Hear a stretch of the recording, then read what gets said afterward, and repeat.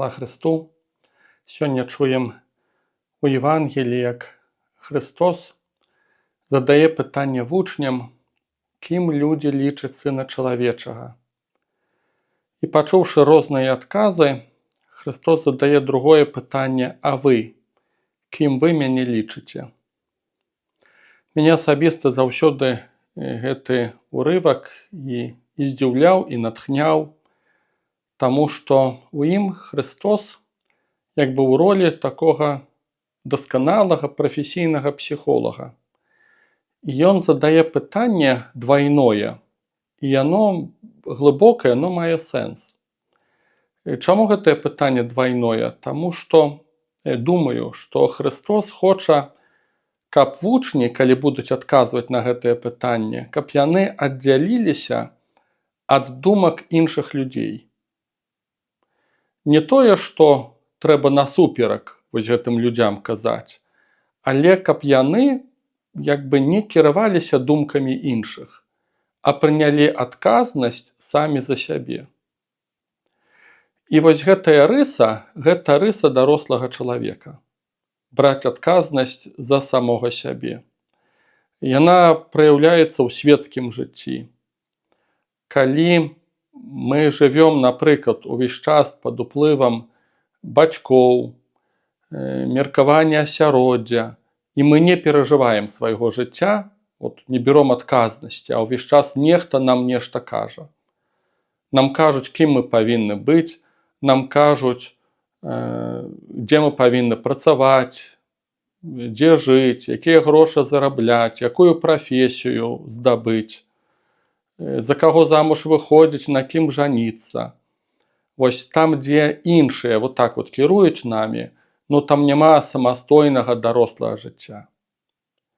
Дарослы чалавек — гэта не бунтаўнік, который ўсіх пасылае куды падалей і зробіць па-свойму. Не, гэта не пра гэта. Дарослы чалавек — это такая мудрасць. Як Христос кажа ў адной прыпавесці, што мудры чалавек са свайго скарбца дастае рэчы старыя і новыя. І мудры чалавек, ён ацэньвае. Добра мне кажуць ці не? Ёсць меркаванне іншых людзей, бацькоў, родных, суседзяў, асяроддзя, проста натоўпаў. І ты ацэньваеш, можа яно на 100% праўдзівае, і табе трэба пад ім падпісацца, а можа не. І вось даросласць палягае на тым, што ты не бунтуеш, а ты пачуў іншых, і цяпер табе трэба самому прыняць рашэнне, самому зрабіць выбар. І такая даросласць, яна таксама павінна праяўляцца ў жыцці духоўным. Таму думаю, што вось менавіта таму Христос такім двайным ключы пытаецца. Што думаюць людзі? Окей. А цяпер я асабіста для вас кім з'яўляюся. І, канешне, адказ з вуснаў Петра: «Ты Месія, сын Бога жывога». Месія — памазанік, выбраны, той, каго яны чакалі, і Бог это Пятру адкрывае. Але я б трошку глыбей яшчэ глянуў на гэтае пытанне, каб яго нам усім задаваць, кім для мяне з'яўляецца Езус. Не трэба шукаць правільных адказаў. Трэба адказаць самому, кім для мяне з'яўляецца Езус. Думаю, што самыя, акрамя вось гэтага адказу Петра, што ён Месія, але такое самы распаўсюджаны адказ будзе, што ён настаўнік. Так яго пастаянна называюць у Евангеліі — настаўнік. Так яго ўспрымаюць вучні. Так яго называюць людзі. І вось гэтая форма адносінаў з Христом, як з настаўнікам, яна для нас будзе базавая. Але што значыць настаўнік? Настаўнік — это той, каго я слухаю. Гэта той, ад каго я вучуся. Чыё слова для мяне будзе аўтарытэтным. Вось это значыць, што нехта для мяне настаўнік. І, канешне, тут павінна быць тэма Святога Пісання адназначна. Проста не працуе вось гэтая форма адносінаў вучань-настаўнік, калі мяне нават усур'ёз і не цікавіць тое, што кажа Христос. Прычым, ну, гэта трэба сур'ёзна разбіраць Святое Пісанне, не проста некалі там прачытаць і збольшага ведаць, пра што там мова. Не.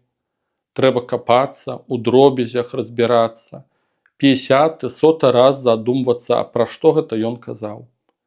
А што гэта азначае для мяне? А як мне жыць паводле гэтага слова? Іншыя, окей, гэта іхная справа. А я, мне, як жыць паводле ягонага слова? Вось што для мяне як бы крыецца за паняццем адносінаў вучань-настаўнік. Калі такога няма, ну, згадзіцеся, што цяжка казаць, што вот Христос наш настаўнік, калі ў прынцыпе вот чалавеку збольша там без розніцы, што ён там прапаведваў, казаў, як паводле гэта жыць. Ну, гэта не настаўніцтва адназначна. Другая форма адносінаў – гэта сябры. Христос кажа ў Евангеліі: «Я называю вас сябрамі, калі вы робіце тое, што я загадаў вам». Можна ўвайсці ў сяброўскія адносіны з Богам, з Христом, але ўсё адно уключаецца вось гэтая першая сфера вучань-настаўнік. Вы сябры мае, калі зробіце тое, што я вам казаў, калі будзеце верныя слову майму, вось тады вы мае сябры. А не тады, калі мы маем проста сімпатыі адзін да аднаго. Чарговая форма адносінаў – гэта браты. Вельмі кранальна, калі Христос пасля Васкрасення кажа Марыі Магдалене: «Ідзі і скажы братам маім». Гэта нейкі іншы ўзровень адносінаў. Але таксама браты. Калі прыходзяць да Езуса і кажуць: «Вось маці твая і браты твае стаяць і чакаюць звонку», Христос кажа: «Хто мая маці, хто мае браты?» І пасля працягвае: «Той, хто слухае слова і выконвае, той мне і брат, і сястра, і маці». Зноў жа ж нам вяртаецца вось этот першы ўзровень вучань-настаўнік. І думаю, што нават калі Пётр адказвае: «Ты Месія, сын Бога жывога», ну ўсё адно ўключаецца вось гэты ўзровень вучань-настаўнік. Добра, што Месія, ну цудоўна. І што з гэтага вынікае? Тое, што гэтаму Месіі трэба пакарыцца. Трэба яго слухаць.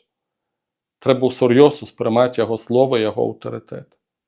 Як нешта самае базавае. Вось гэта першы момант, на які я хачу паразважаць, прапануючы, каб гэтае пытанне пачуць у нейкай ступені, што Христос яго мне кіруе. І спрабуйце, не шаблонна адказваць на яго. Спрабуйце сур'ёз, не так, як іншыя, не так, як прынята, не так, як стандартна, а асабіста я, беручы адказнасць за самога сябе. Кім для мяне з'яўляецца Езус? Гэта першая рэч, на якую хачу звярнуць увагу. Другая рэч – это тое, што калі Пётр адказаў, Христос, канешне, падкрэсліваючы асаблівую нейкую ролю Петра, выбранства Петра сярод вучняў, сярод апосталаў, між іншым кажа такія словы: «Ты, Пётр, скала, на гэтай скале я пабудую касцёл мой, брамы пякельныя не перамогуць яго». І тады кажа, што звяжаш тое на зямлі, тое будзе звязана ў небе. Што развяжаш на зямлі, тое будзе развязана ў небе. Я заўсёды гэтыя словы ўспрымаў у нейкай ступені дагматычна.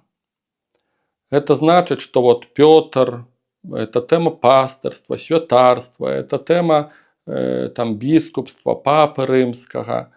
І што ты рашыш, Пётр, так і будзе. Мяне заўсёды здзіўляла нават, што Бог аж настолькі давярае Пятру, што якія прашэнні не прыняў бы Пётр, яны ўсё адно як правільныя. Так заўсёды мне здавалася. І гэтым разам я адчуў, разважаючы гэтае слова, адчуў іншы характар гэтага выказвання. Што гэта не абавязкова ў тым ключы, што ты усе рашэнні, якія прымеш, Пётр, яны будуць правільныя. Не абавязкова ў гэтым ключы. А ў тым ключы, што твае рашэнні будуць уплываць на многае. А гэта значыць, што это агромная адказнасць. тое, што ты будзеш рашаць на зямлі, яно будзе мець уплыў на жыццё духоўнае, ну, это так у шырокім сэнсе сказаў бы вот тое, што будзе ў небе. І як гэта выглядае? Канешне, я так загрузіўся, для мяне это новая рыса гэтых словаў адкрылася, скорей нават такая неспакойная, не дагматычная, прававерная, а вот такая вот неспакойная, что это огромная адказнасць. І нават цяжка сказаць, хто можа гэтыя словы да сябе ўспрыняць, таму што тут это мова Пятру. Магчыма, это папа рымскі, магчыма, это біскупы, магчыма, гэта святарства. Можа, касцёл вот такі вот як структура, кіруючая роля касцёла. Можа, у гэтым ключы трэба ўспрымаць. Я не ведаю, ці это наколькі вот кожнаму верніку атрымаецца вось гэтыя словы Хрыста да сябе неяк успрыняць. Але што неспакойнае ў гэтых словах, гэта тое, я сапраўды это ўбачыў, якія вось нашыя рашэнні касцёла, папы, біскупаў, сабораў, як яны сапраўды могуць уплываць на народы, на цэлыя пакаленні, на хрысціянства глобальна. Ну вот, напрыклад, рашэнне тое, што святары абавязкова в каталіцкім касцёле павінны быць у цэлібаце. Не хачу углубляцца ва ўсе нюансы гэтай тэмы. Эта тэма не з Евангелія вынікае. Няма такога наказу, што абавязкова ўсе святары павінны быць у цэлібаце, у бязжэнстве. Нават у апостола Паўла ёсць вядомыя тэксты, дзе мова пра біскупа, што біскуп павінен быць мужам адной жонкі, прававерным, даць прыклад, як выхоўваць дзяцей. Вот так вот вучыць апостол Павел. І вось гэтая тэма з абавязковым цэлібатам, конечно, это намного пазнейшая, это не дагматычная, это просто такая недоктринальная тэма, это скорей дысцыплінарная, это тэма традыцый. Але паглядзіце, як гэтая тэма уплывае на нашае жыццё. Напрыклад, савецкія часы святароў павывазілі ў лагеры. І святарства сапраўды было абмежаваным, яго проста не стала гэтага святарства. І ў выніку людзі застаюцца без святароў. І цяпер я вот думаю, што перашкаджала б проста жанатых мужчын узяць пасвяціць у святары. Адпаведных, канешне, сапраўды глыбока веруючых. Якраз такі момант вот этот вот з цэлібатам перашкаджаў.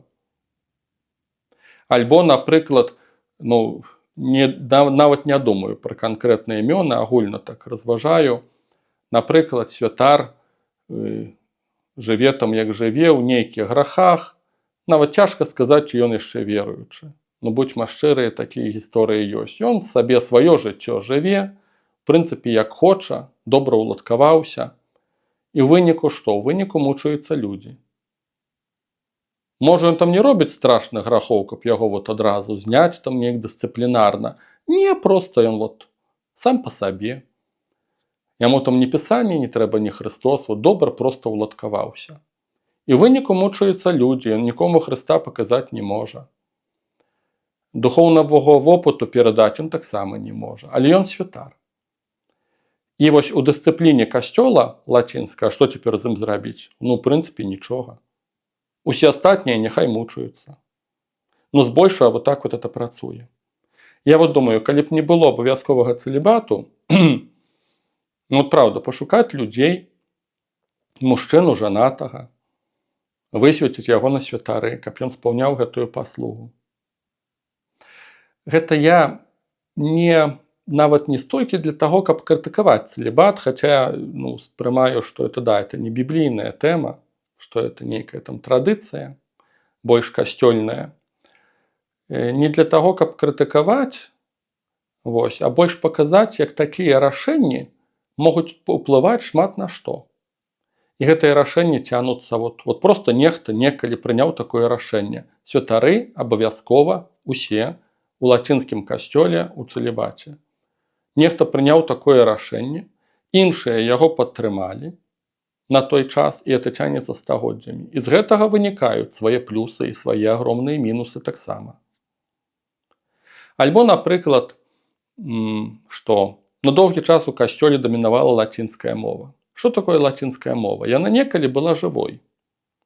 Святы Іеранім, калі перакладаў святое пісанне, вывучаючы габрэйскую мову, жывучы у святой зямлі, ў Іерусаліме, у Бэтлееме, даруйце, святы Іеранім перакладаў на жывую мову.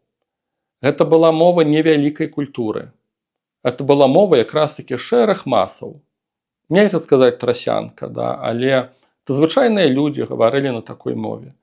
І ён, канешне ж, там прыгожай лацінай адназначна, нейкай больш там высокай, назовём так, і ён перакладае святое пісанне на лацінскую мову для таго, каб людзі зразумелі.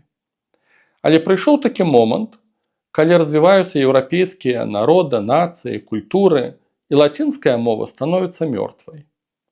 Гэта мова універсітэтаў, гэта мова касцёла, гэта мова духавенства, гэта мова нейкай там інтэлігенцыі, але не нізоў.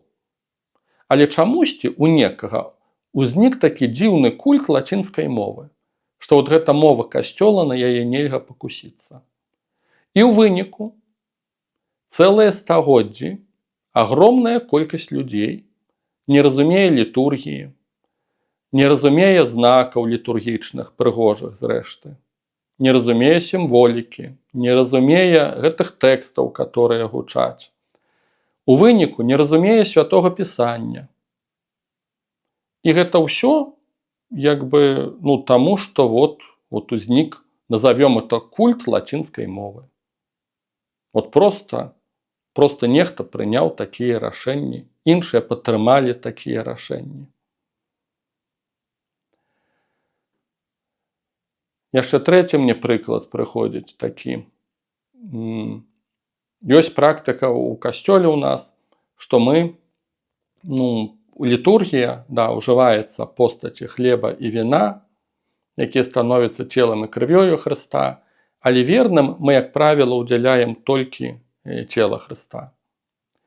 І гэта момант, ён проста практычны, это не дактрынальны момант. Ён па-свойму зразумелы, таму што в нейкім моманце, не часта літургія адпраўлялася, напэўна, не кожны дзень. І да святой камуніі, можа, не так часта прыступалі. А пасля распаўсюдзіўся культ частай святой камуніі, у гэтым ёсць свае плюсы. Свае мінусы таксама, зрэшты. І у выніку частай святой камуніі, і таму, што шмат людзей прыступала да святой камуніі, я уяўляю сабе, што значыць удзяліць святую камунію тысячам людзей, которые маглі прыхадзіць там у касцёлы еўрапейскія. Тысячам. Па двумя постацямі. Я уяўляю сабе, наколькі гэта магло быць тэхнічна праблематычна. І ў выніку ўзнікае такая практычная рэч, што ужываецца віно, яно становіцца крывёю Хрыста, але верным прасцей даць, таксама ж, каб не разліць кроў Хрыстовую, нешта практычнае. Лепш даць проста у выглядзе толькі цела Хрыстовага. Гэта момант не дактрынальны, гэта момант, нейкі практычны. Але цяпер пытанне, а ці это правільна? Вось гэтае практычнае мышленне, ці яно па-свойму зразумелае, але ці ўвогуле правільна? Калі Гасподзь, сказаў, каб пілі ягоную кроў. Калі гэта кроў завета. І мы проста па-чалавечы прынялі рашэнне, што так зробім. Я не ведаю, ці гэта не мае ўплываў на нейкія сферы духоўныя, больш сур'ёзныя. Не ведаю. У сэнсе сур'ёзна кажу, не ведаю, я не магу сказаць. У мяне няма такіх пазнанняў. Але я толькі пра тое, што такія рашэнні, яны непростыя, такія рашэнні. Яны аказваюць уплыў, аказваецца, на духоўнае жыццё, магчыма, цэлых пакаленняў. І не факт, што добры ўплыў аказвае. Магчыма, не ведаю. І сапраўды я трошку, это разважаю так трошку з вамі, это цяжка сказаць, што звычайныя вернікі з такімі прыкладамі могуць рабіць, таму што сапраўды это пытанне нейкае больш духоўных, да біскупаў, да сабораў, да таго самага папы рымскага. Але вот я сам сабе здзівіўся, што вось гэтая фраза, што звяжаш на зямлі, будзе звязана ў небе, яна яна дала мне такі даволі неспакой. І гэтым з вамі дзялюся. Хвала Хрысту.